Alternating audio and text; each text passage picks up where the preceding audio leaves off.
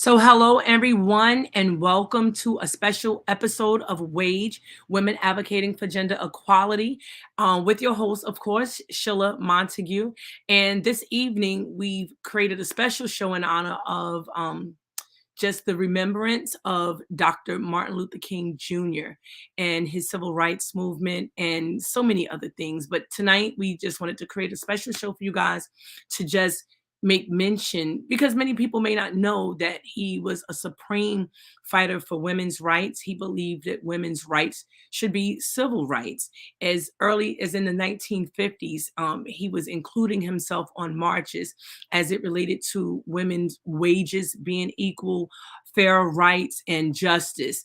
In the 60s, he penned many letters from Birmingham jail, whereas he made sure that he was a staunch advocate for women's rights and to be treated equal. He even participated in the organizations of training programs to taught many people, Rosa Parks included. So tonight we're just going to talk about some issues as it pertains to women, and to look at then, to look at now, to see where we are as a nation, and to just examine if women are actually being treated equally, and if not, who's behind it all. So we're ready to begin shortly, guys. Get ready to go. 10, 9, 8, 7, 6, 5, 4, 3, 2, 1.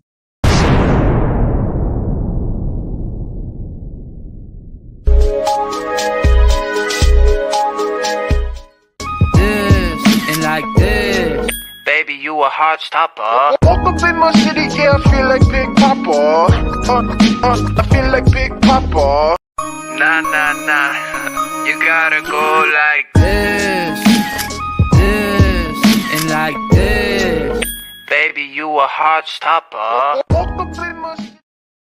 Okay, so welcome back, and we're gonna start our show without any further ado. The first thing I want to bring to everyone's attention is a show that was really highlighted. I'm going to take the opportunity to present this to you. Guys, bear with me. Share screen. Okay. Let's see. I'm hoping you all can see this. This is a situation that occurred this week, whereas it states, and I'll read, prayers up, Dr. Antoinette Candia Bailey, Vice President of Student Affairs at Lincoln University, Missouri, reportedly died by suicide after suffering alleged bullying and mental abuse from President John B. Mosley. Now, I'm sure that many of you had an opportunity to actually see that, right? And I don't know what you thought about it, but what we're going to do this evening is we're going to share this forum with two very special co-hosts this evening.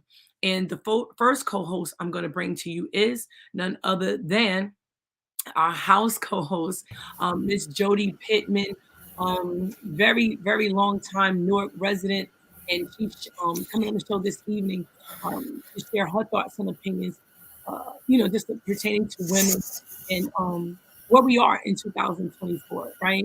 And we have another surprise guest that is also co-hosting with us this evening. And please welcome and bring to the stage Michelle Middleton, also a very long time Newark resident, homeowner. And we're just here as women this evening to have a very candid panel discussion about some issues that pertain to us. And this is definitely one. So with that being said, when you saw this, what were your thoughts? I know for me, I know that this was absolutely, it brought tears to my eyes immediately. So I'm just curious, what did you guys think when you first saw this? And Jody, I'm just going to start with you to open this meeting. So there's a culture in this country that is getting extremely intense, and it is a culture of demonizing Black women, putting us in our place, making us seem not important and ugly, and what we faced as a community for a long time, right? Even though it's Martin Luther King's birthday, I will say that in 1962, Malcolm X said, "The most disrespected person in America is the black woman. The most unprotected person in America is the black woman. The most neglected person in America is the black woman." So it's kind of cataclysmic for me that we are here today, but it was said, it has always been, and it has intensified as of late. And so I am not surprised. Um, in in small places, in small businesses, black women face a hard time being recognized, respected, and treating equally, right? And so, in large places, in universities and corporations across this country, we are seeing that rise. With DEI, diversity, equity, and inclusion on attack because, in large part, it fares for Black women. Um, this is this is where we are. We are at war. Absolutely. Absolutely. I understand perfectly exactly what you just said. Um, Michelle, when you first saw this, what thoughts originally came to your mind? Well, this is something that's been going on for many, many years. I wasn't surprised. Excuse me. One thing I don't understand is, when we get into these spaces, we're very anxious about, being honored to work in such a prestigious environment. But we know the history of working in places such as this. Um, we know that our presence is not welcomed. I would love to know why it is that we continuously keep looking for schools like Harvard, Yale, MIT to make us whole. Why isn't it such fanfare when we work at an HBCU? Why do we have to go to a predominantly Caucasian school to be accepted as a president of a university? When in fact, you knew all the shenanigans were coming. They were coming because Black women are unprotected and we are extremely powerful in thought and in nature. And for whatever reason, we are deemed as a threat. And not only are we deemed as a threat, there's an entire algorithm set for our demise.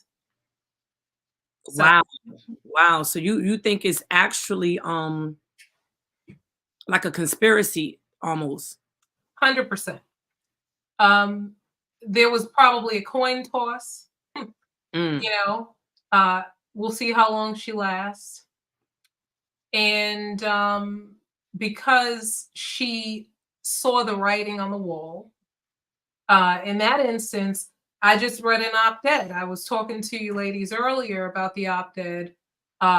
In fact, a Black professor who was ousted from the university made some statements against President Gay, and it hurt me because if anything, you would think that your brother had your back.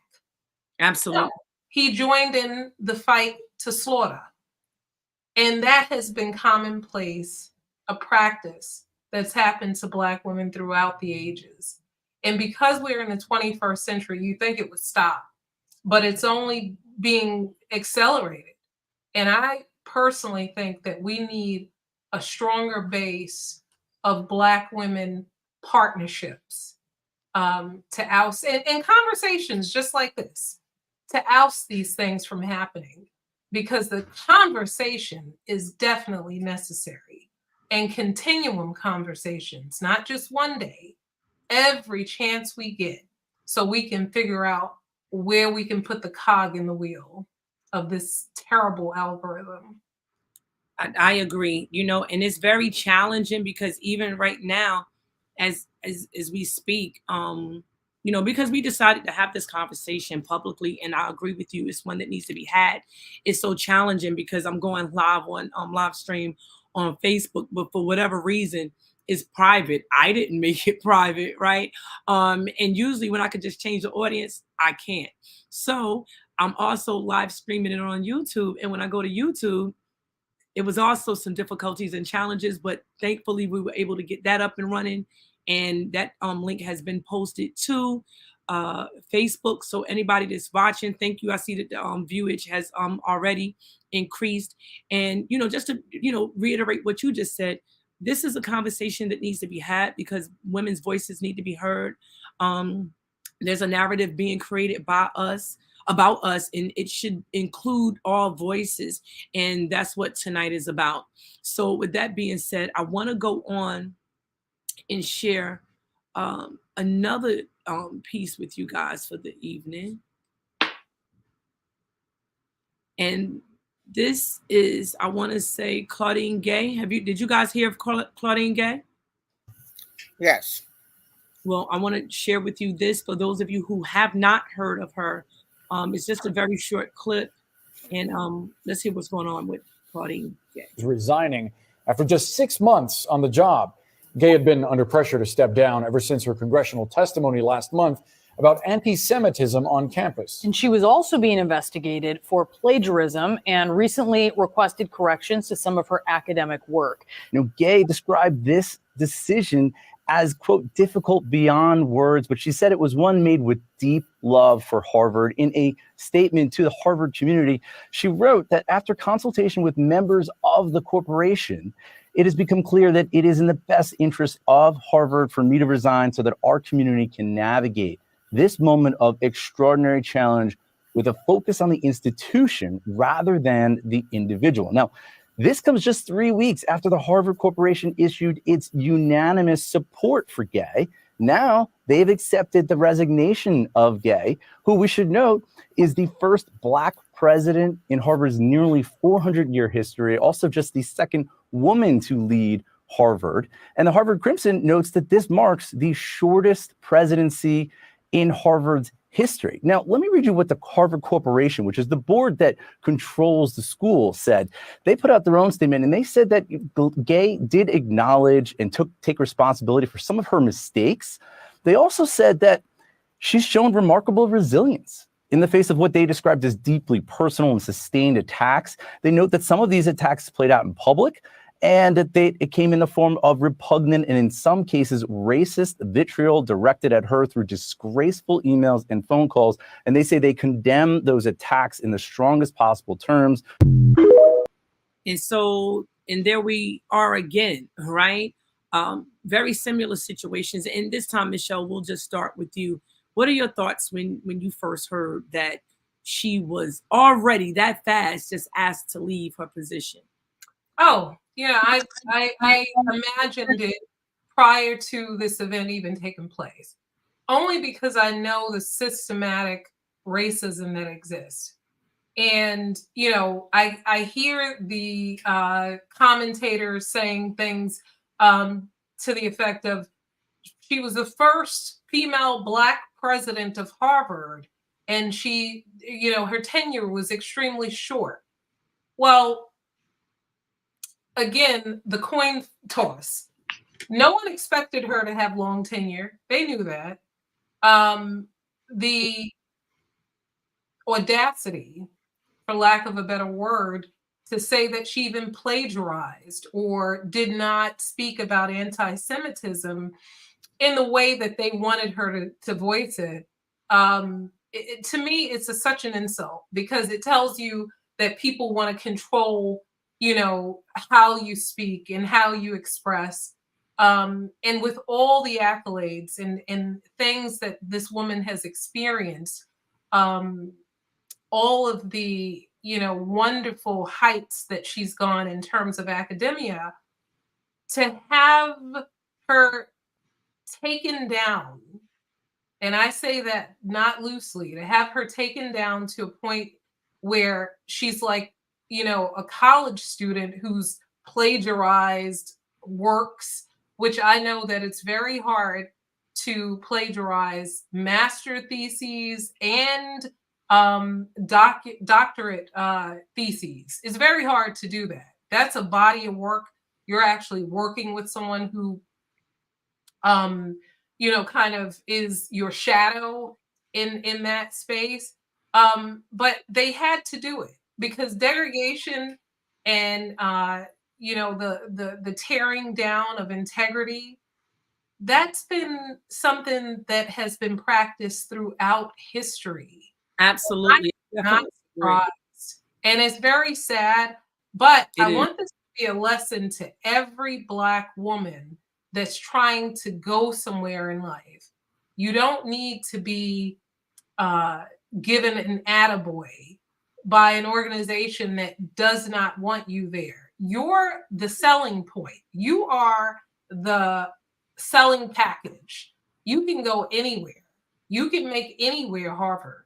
Harvard is just, I'm sure they have great history for those who have been able to succeed there. I have friends that actually graduated from Harvard at a later stage in life. And I never delved into, their experiences there, but I will say you do not need Harvard. There are so many Harvards. There's a Harvard in your community. No, I agree. And with that being said, I want to just go to Jody to just see what it is that she's thinking. Same question. When you first saw this, what were your thoughts?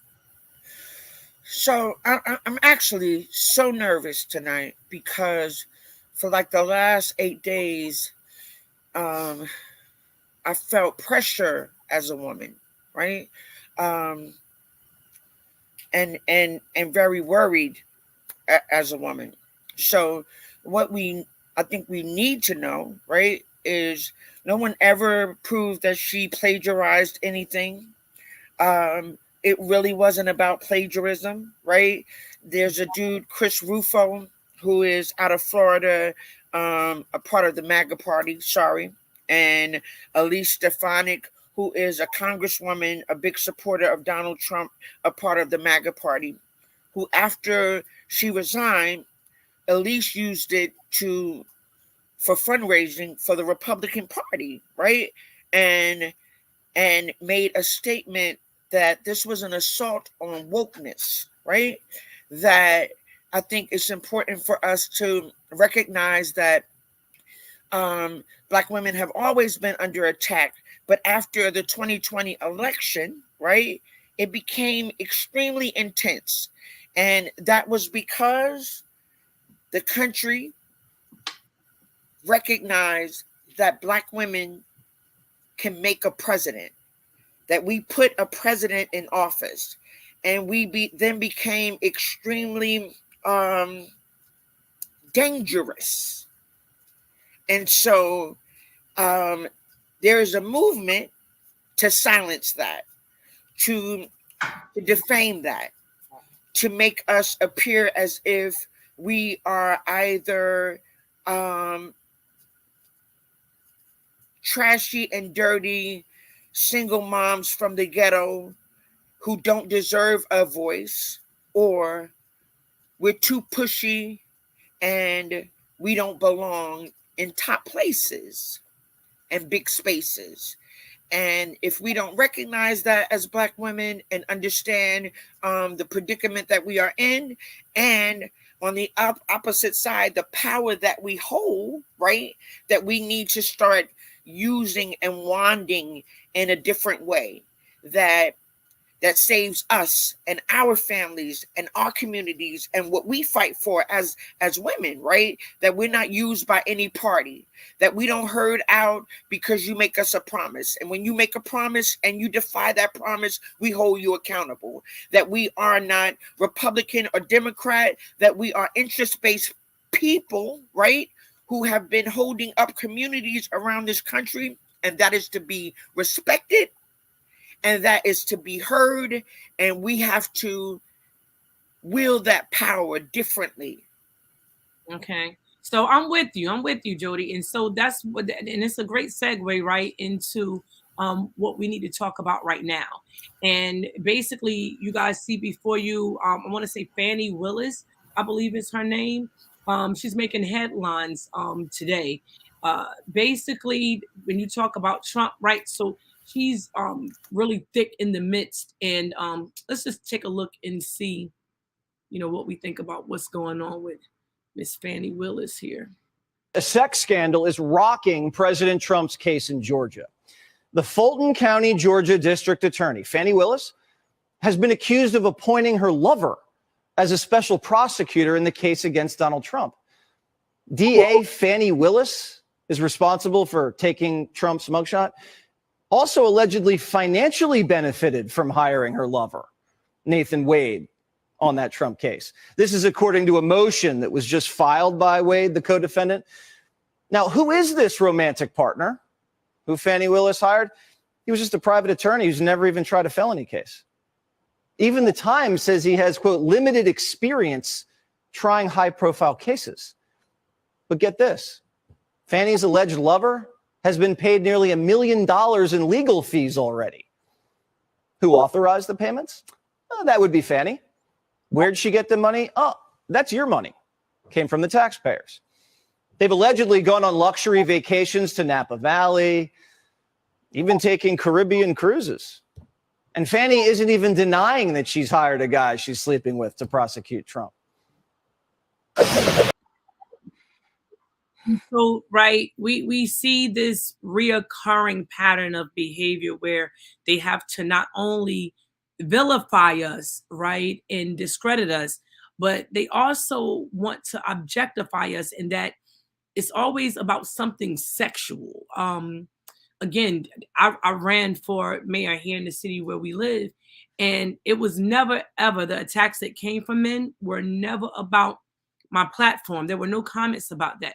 It was always comments about either my body, my gender, the fact that I'm a woman, how I dressed, how my forehead looked, right? And so it was always something, but something that was distractionary from what really needed to take place. How distractionary do you think this situation is with Fannie Willis? And what do you see as the impact of, what's going to happen next, in this strange turn of events?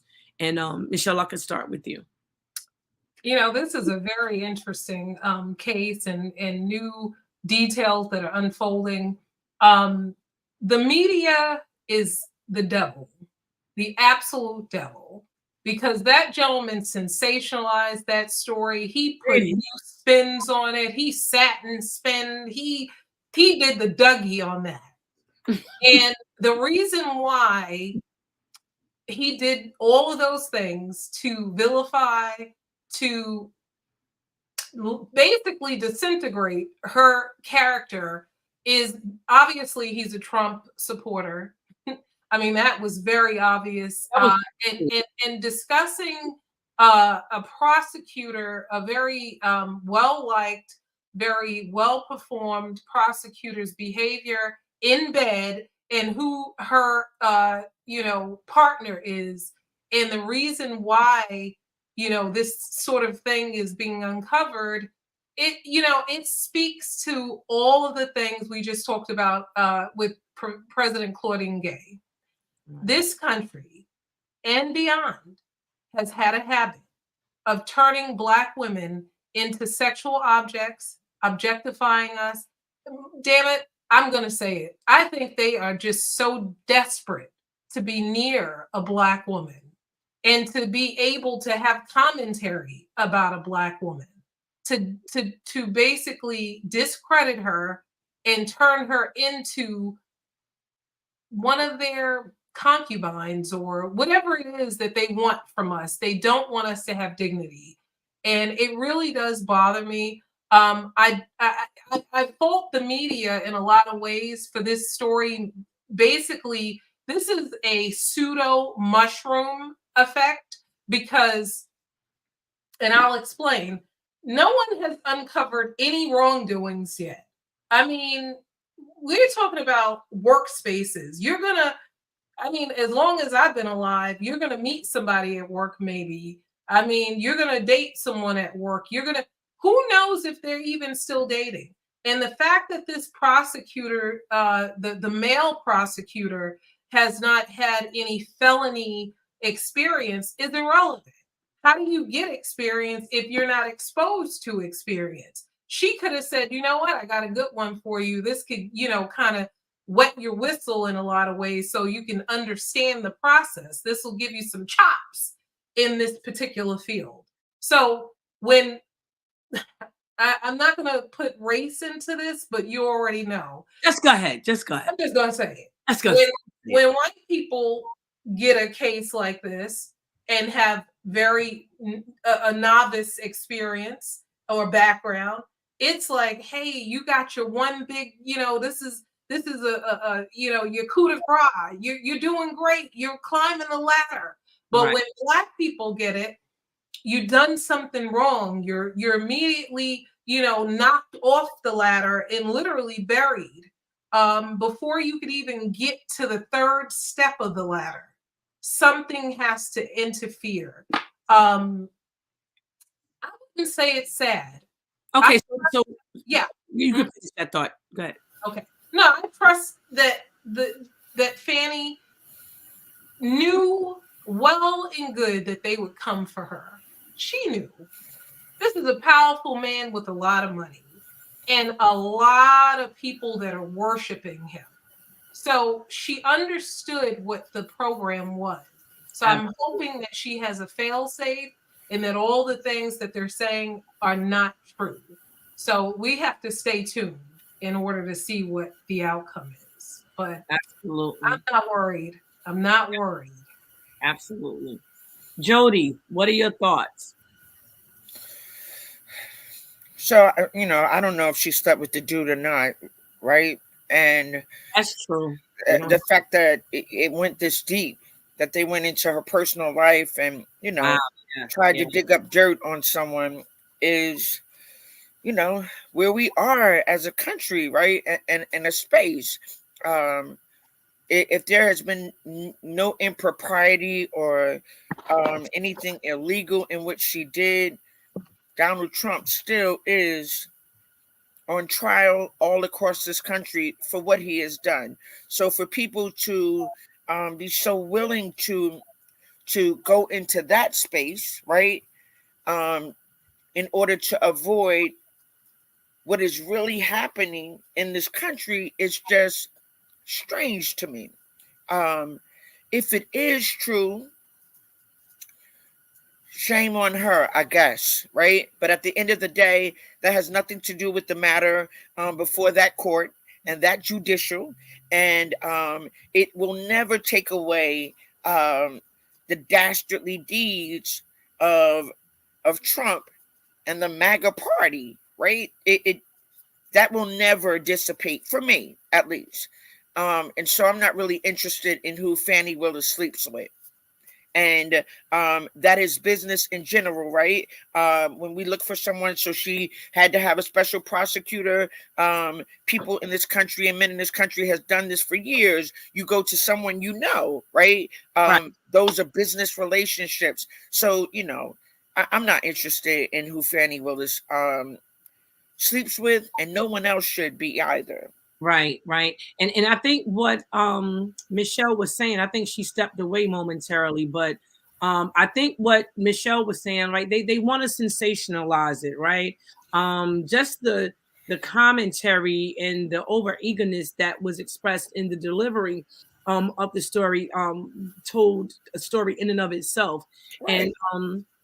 And so we have these narratives, right? We have these people pushing the narratives, right? So we've talked about the media, right? And we've talked about, the parties, so to speak, right? Because no matter if it's Democrat or Republican, women play a strong role, as I think Jody said earlier, in those decisions when it comes down to the voting that happens, that takes place, and who actually wins, and that we know that women play a strong role. So who else is at the table in terms of helping to formulate the narrative about women and who they are? So I know that we have a candidate running. I think the governor's wife is running, and she's currently running on the platform of women's the mortality rate, right? We know that we have a lot of concerns with the hospital and whether or not we're being treated fairly on that end of the spectrum. And it doesn't look good. We have a lot of people, a lot of employees, maybe post employees at this point, but weighing in on that. Does anyone have any thoughts that they'd like to share on that? Because I think right now, Tammy Murphy, I think she's her platform is consistent of women's health and mortality, the mortality rates. So I don't know if you've heard of that. Do you have any thoughts on that? If I could interject, when I heard, and this is no shade to anyone, but I'm a Black woman with a son, with a child, and I find it very interesting that we have handlers in the 21st century. I can't go into a white neighborhood and talk about infant mortality. But why does someone get to talk about Black infant mortality? Why? And why is it that I need a handler? Why is it that that's something that people are using as a prop? When I gave birth, I had lots. I was 28 years old, and there were many issues. I was educated. I came from a 2-parent household, but the whole process was not seamless. And I have a story to tell, so I know, my mother gave birth to us very young in those times. I had an aunt who died on the table giving birth to a cousin.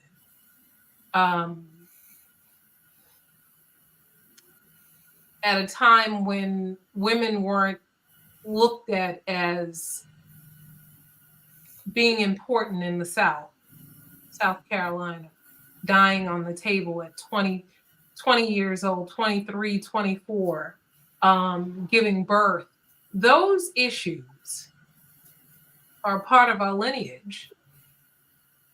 And time again, we have handlers. So let me ask a question. So you don't see her in terms of a woman candidate just advocating for the issues that we have? Again, just your honest thoughts as a Black woman, because as a Black woman, it strikes me because I know the struggle that I continue to go through as a Black woman and a Black mother, no doubt. See, I heard Sandra Bullock, who adopted some Black children, say that she understands that Black women and men that have children can't sleep as sound as someone who doesn't have a Black child. Because we got a whole nother ecosystem within us. Okay. And that's the system of worry. Right. And so with that being said, I love that you said that, because that's a great segue into where we're about to go.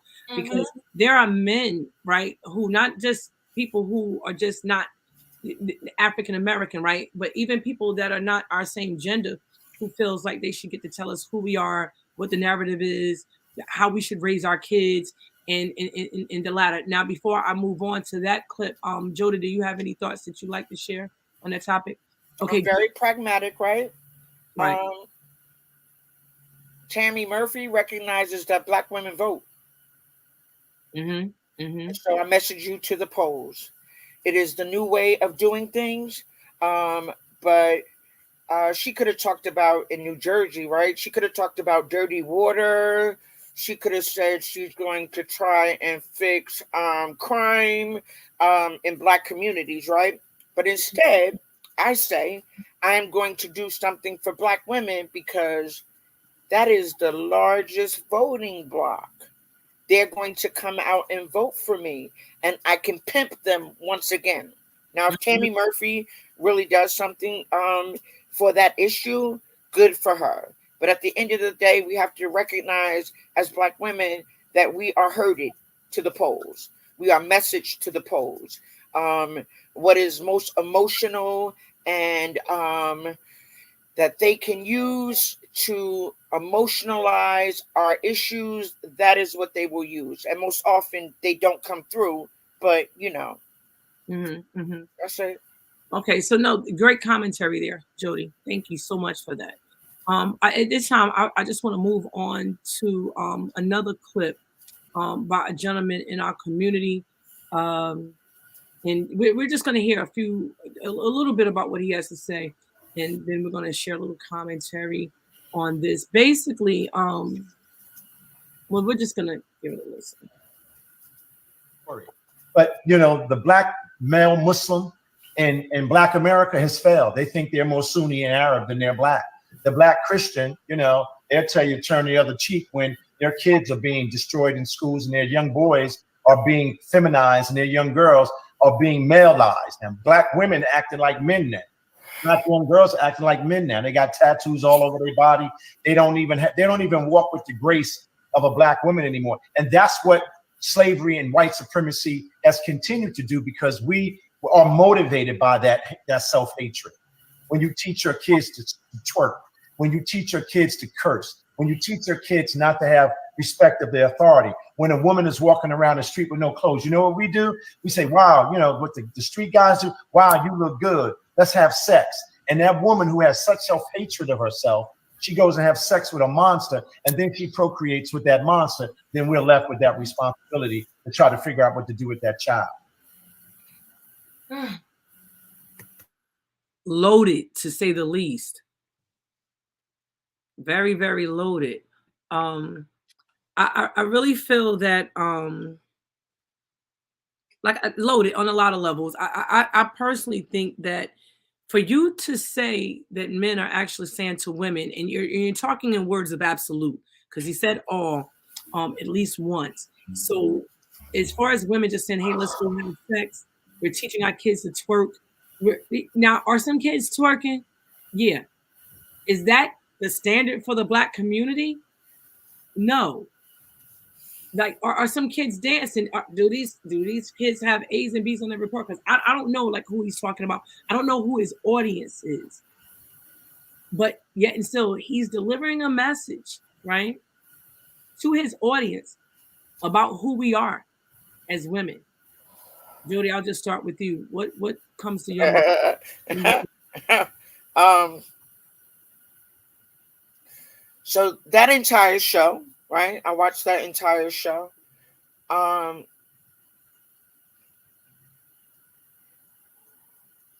Was so disappointing, right? The name of the show is Voice of the People, right? And for 2 hours, they beat the people up, defamed us, and allegedly all for the love of the people, right? If you think that the way in which we move forward as a people, right, is to call us whores, talk about twerking, defame our children, say they can't read and write, say parents should be put in jail, black parents should be put in jail, call them evil and downtrodden, and say they should just die, is amazing. Wow. It is fundamentally the reason why we're in the predicament we are in, right? If black people who consider themselves leadership, right, have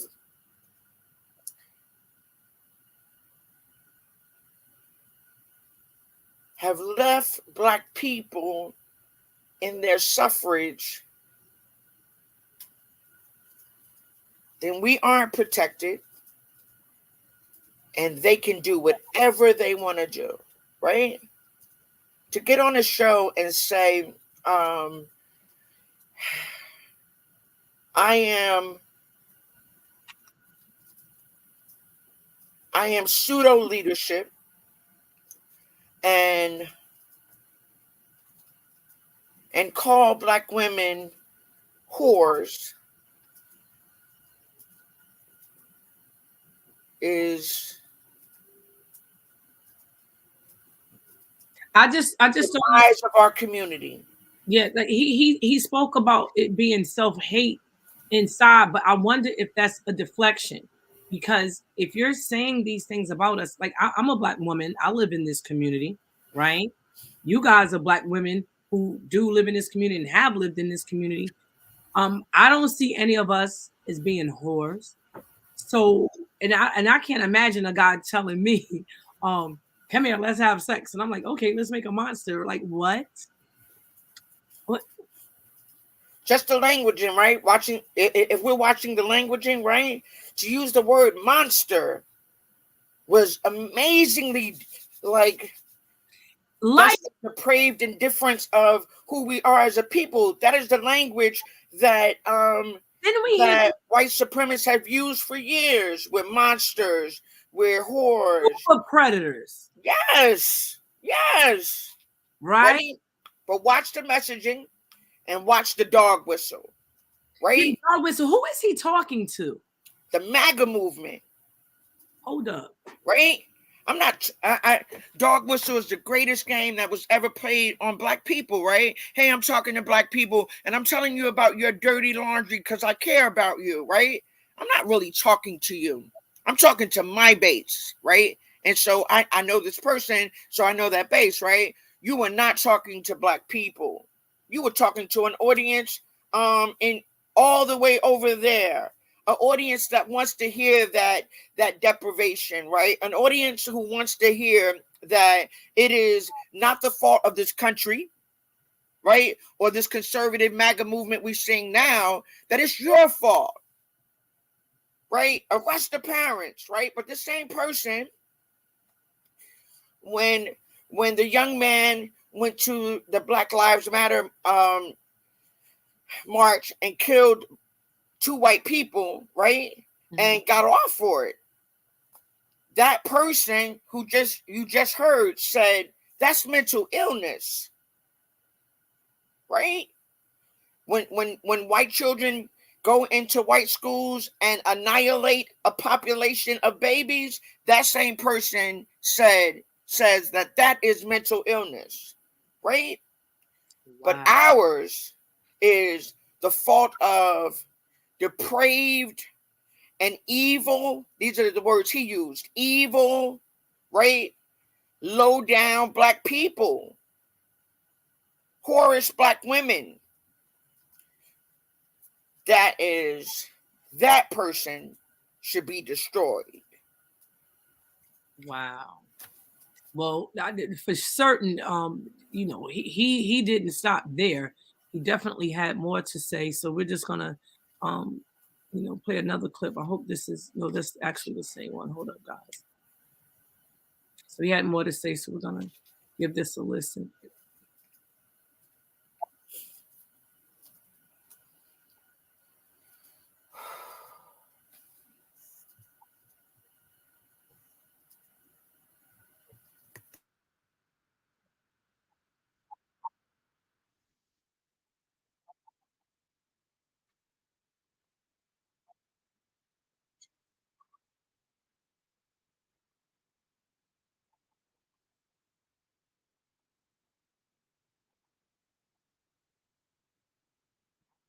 Okay, I'm really confused. I'm trying to really understand where he's getting these concepts about women going. Like I'm a Christian, right? I for my own reasons, I'm having some difficulties with our local churches, going to them. But at times I do go to masjid, right? And I've never seen women in the church for the masjid dressed like whores. I have not seen that. Michelle, I don't know if you can elaborate on your thoughts about this commentary. I don't know this gentleman. I've never seen him before in my life. I received these clips and they were really concerning. But, so but I've seen people like him. He's old news. you know, Black people are not monolithic in any way, shape, or form. Not at all. You know, he sounds like he's Tucker Carlson and Shahrazad Ali mixed together. And I happen to like Shahrazad for various reasons. But you'd have to understand and delve into her teachings in order to understand who she is. But first and foremost, Shahrazad Ali used to say the Black man needs to jump up and slap the Black woman. She meant metaphorically, not physically. What this gentleman is saying here, because he was all over the place. I don't know if he was coming or going. He's talking about Sunni Muslims and okay. So my advice to brother man who was playing the fiddle for the MAGA crowd in Ohio, because it's not the MAGA crowd in New Jersey or New York, because those are not topics that they're interested in. Not at all. So I don't know what his conviction level is. What is he convicted of? Well, right now, I think that the goals include him becoming more of a leader here in the city of Newark. So these same women who we hear underlying, if not overlying, sense of disdain for, is come to our attention that he's actually planning on running a woman, his wife. But clearly, I guess he is the speaker for that woman. Maybe he does not trust that she can speak. A wife. He has a wife.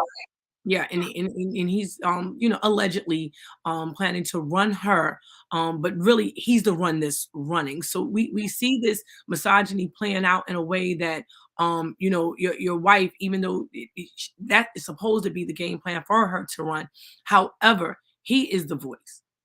He is the person that will speak on behalf of the campaign, on behalf of what the platform is, on behalf of what I guess the campaign thinks of women.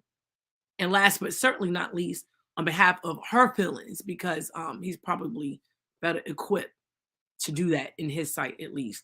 Jody, what are your thoughts?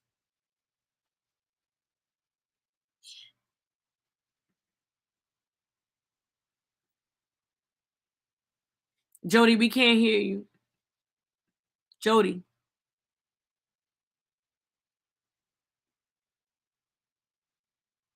Jody, we can't hear you. Unmute. I'm sorry. No worries. So the leadership in Newark at present, right, is a shit show, right? But and during that video, in various parts, he talked about, we need to replace that leadership.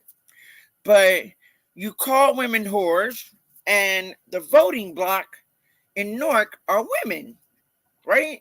Those same people, those houses that you talked about where parents don't have any control and they don't take care of their children and they should go to jail. That is your voting bloc, right? And as Black people, I have no problem, and Sheila, you and I have had moments about this. I don't mind railing on Black people. We definitely have dropped the ball. We definitely could do better as a people. Parents could be more engaged in education, and they could change the system, right? But there's ills in that city that are bigger than the failure of a parent and larger to the oppression of a people, right? Poverty, homelessness, the ills are many. Housing, it is incredible. So yeah, people should take responsibility, but we can't continue, right, to replace corrupt leadership with corrupt leadership, right? And leadership starts with, do you respect the people you lead, right? Do you think of those people as people worthy of your leadership, right? And so I can't fathom that that you feel cocky enough, for lack of a better word, to spew your shit you're racist and shit about a people and then say, let me represent you. Right? And so the sad part, right, is the people who were listening. And again, I'm questioning who the audience was, right? And the people who are listening that would potentially chime in. And I don't know that anybody did this to agree, but even support it. Like at one point in the video, I was astounded by how he was saying something about flaming, gay men. And I always share with people, like my uncle that helped the third wheel of the people that raised me was my uncle who was a gay man. And so I need to know what he meant by flaming. That it is some very insulting words that, so in terms of leadership, right? So when you say words like that, you give others permission to use those words too. So are you gonna, run leadership in a way that you refer to women being derogatory? And again, this is where WAGE was created, right? Women advocating for gender equality, regardless to your gender, right? To whether you're a man, you're a woman, or whatever in between, you have a right to respect, dignity, and you have a right to have representation that would or could support you in that way. And when you start off derogatory, right? And again, I question who is the audience, because I don't know if it's women. I don't know if it's the LGBT, like TQ, like Michelle said. It seems like he was a little bit all over the place. So I just question, who is your audience? Who are you talking to? And if you're talking to MAGA people in Ohio, why are you spewing that trash here in the state of New Jersey, in the county of Essex, and most of all here in the city of Newark? It wasn't long ago that we battled such comments coming from the current leadership. Women being the cause, if I should summarize, of the crime that's happening here, right? After that, he said there's no crime, and crime is so down, it's ridiculously down. There's almost no crime. Even though all this week there's been shootings and killings. As a matter of fact, probably for the last 2 weeks. But be that as it may, there were more comments that were made in terms of women. Women are just not being respected. And again, there are too many of us as women that applaud that, or you say nothing. And in honor, again, of Martin Luther King, he had a quote that silence, right? It comes to a point where silence is betrayal. And we as women, as 80% of the vote, if we can't demand that our leadership, our representation, the men who step up and step out to represent our city, right? If you can't step up and step out and speak with 80% of the registered voters, and with respectfully, why should we support that? And like you said, if you're going to do the same thing that somebody else is doing, the corrupt leadership, what are you doing? What choices do we have? Michelle, I don't know what you're thinking on that. I see you kind of spinning your wheels over there. When I think of someone who lambasts, because I can't think of any other word, the LGBTQIA for who they are, or try to denigrate their character, I often think to myself, you must be one of them, because you don't like women. You don't like women. Brother, you don't like women. You're putting on a show, because no man, you look like you're in your 60s or maybe latter 50s. No man is going to come out and say the things that you have about Black women, or any woman for that matter. So to me, you're self-hating, self-deprecating, and you don't need to run for anything. You need to run for the hills. I don't want you as leadership. You're not a leader. You are all over the place. Actually, what I can say is, if you are your wife's mouthpiece, she needs a new one, because you're going to destroy her opportunity to get anywhere. You don't care about her either. What I saw is somebody who's putting his own spotlight on himself. Not somebody who represents her, whoever she is. I don't know this person. So obviously I am completely I'm completely unbiased here. I want to tell you that when you sit down and talk about women twerking, they twerk in Africa. Twerking is an actual ode to the gods. It really is. That's true. That's Use your body as art. So now you're going to try to tear women down because they twerk. We got bigger fish to fry, not only in Essex County, but in the world as Black people. So you took a little portion of what your audience, not the people that live here in Essex County or surrounding areas. You took something that they like to denigrate our character with, and you turned it into a prop to try to destroy us on the low key so that you can try to, I don't even know what your point is or what your real message is.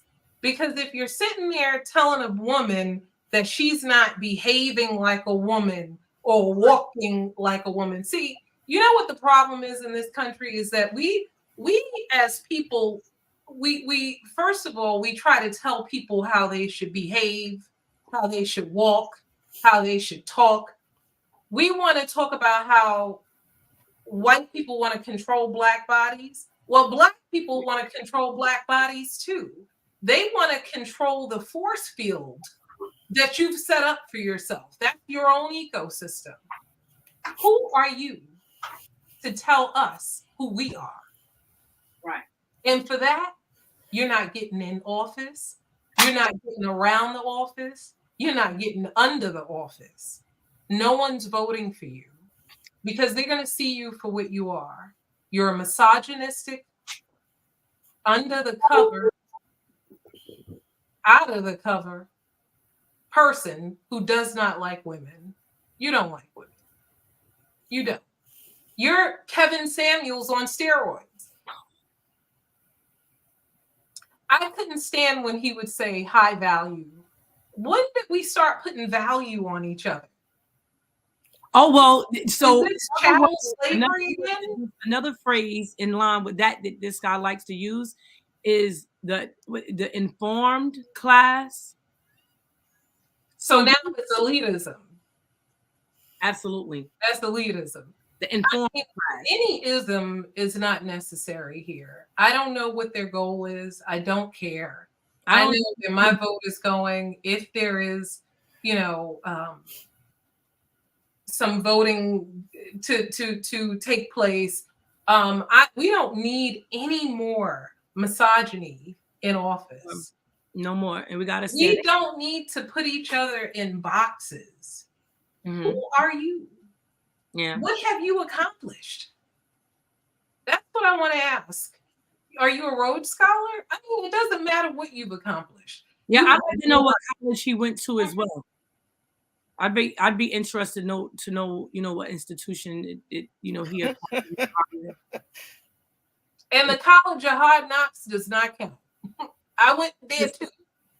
I mean, you're making so we're gonna start to land this plane because it's currently 9:15, and I'm just gonna take some final thoughts from you guys, and I'm just gonna add my final thought, which is that if you can't have respect for women, if you can't have respect for the LGBTQ, again, that is not something that I would ever support, and we need to start to re-examine leaders like Dr. Martin Luther King during this time.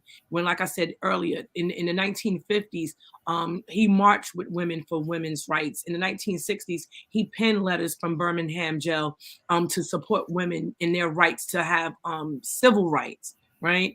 Because at the time, that was what the goal was. Here in 2024, I'd be hard-pressed to find representation locally. I can't think of it that is supporting women right now. So we need that. We need to have those conversations. We need to have some sensitivity training around people who are not us, whether those people are white women or Black men, right, that have not shared in the experiences of giving birth. Because I too, like Michelle, something you said earlier, gave birth. I wasn't 20 anything, I was 19. And I remember that experience in University Hospital. I remember not being in the bed, but being on a table, a cold table. And I remember feeling so much pain. No one gave me any kind of medication, that I literally felt so much pain that I mentally checked out. And I remember hearing so many people, other young ladies around, I guess they were having babies too, calling for their mother, which at that time I did not have. So unless you have experienced that, got to really tread lightly when you're talking about Black women, mortality rates, and their experiences, because that's something that anybody just can't talk about. And we have to know who you are and what your intentions are, and to make sure that we're not being used as props just to acquire a seat in elections. With that being said, I'm gonna Michelle, I'll let you have your finishing thoughts, and please keep it really short. Because like I said, we just 9:17, we want to close it out, and after that, Jody will close us out. Well, I just want to say thank you for having me. I wish that we could have gone at length with some other subjects, which we will, I'm sure, in the future. Be sure. But, to just say that, Black women, we have so many different nuances that happen to us in our lifetime. And we have gone through fire, and we are resilient. And I think that we need to be represented by ourselves more often than not. And I want us to have the opportunity to be represented by ourselves. The infant mortality rate in the Black community is such a very important subject. It can't be dealt with in one night. It's an ongoing issue. Right. And I think for my final, commentary is that we need to put someone who understands Black infant mortality right in a seat that matters. And it's not just about that. It's about our lives and who we are and our legacy. And with that, I bid everybody a good night. And thank you for having me. I hope we can talk again. Awesome. Awesome. Thank you so much, Michelle. Thank you so much for joining us. Jody?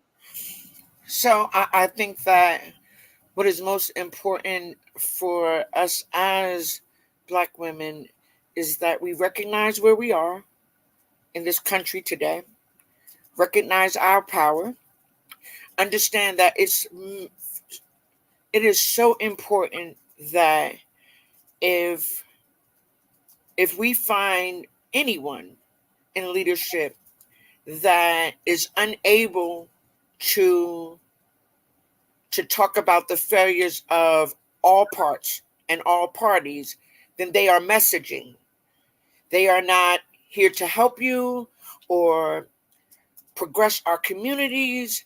And we have the power to, as we put them into office, we have the power to keep them out of office. It doesn't matter color, species, gender. If someone is not pro the community, then they shouldn't be allowed to lead the community. That when we see racism, whether it is from a Black man or a white man, Jew, Gentile, it shouldn't matter. We should call that spade a spade. We should know when people are defaming us as a people, and as opposed to pushing us forward. If we don't start standing on truth and not being afraid, then we will lose our children. And so Black women have to get it together. It's such a big conversation, right? It has so many layers. What we do to one another, how we stop each other from progressing, how we will jump on a bandwagon of a man just because he tells us who we are and we buy that. those things are so prevalent, right?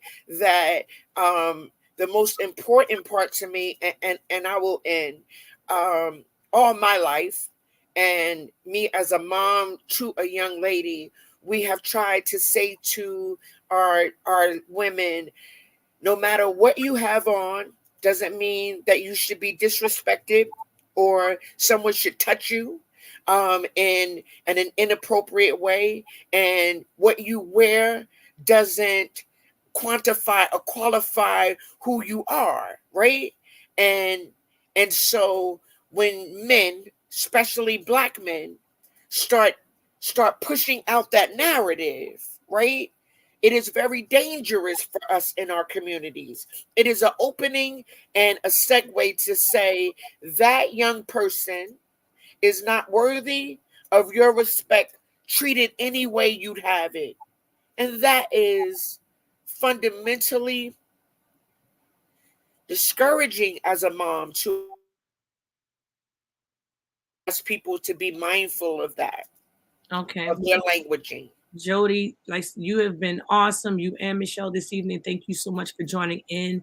And definitely this is a conversation that is far from being concluded. So with that being said, again, good night.